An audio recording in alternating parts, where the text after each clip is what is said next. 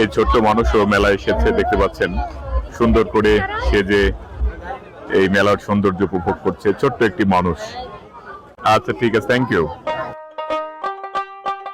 প্রিয় বন্ধুরা, আপনারা যে যেখান থেকে এই ভিডিওটি দেখছেন সবাইকে জানাচ্ছি আমার পক্ষ থেকে আন্তরিক শুভেচ্ছা ও অভিনন্দন।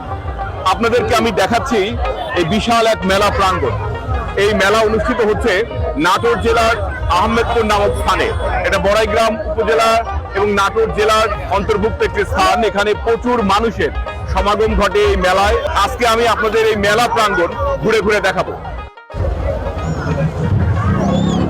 নন্দকুজা নদীর তীরে এই মেলার আয়োজন, প্রচুর মানুষের সমাগম হয় নদীর তীরবর্তী এই মেলা।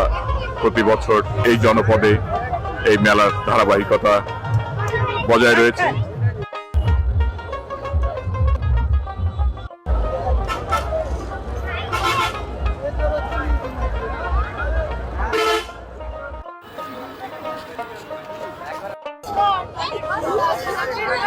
এই মেলা বসেছে নন্দকুজা নদীর তীরে।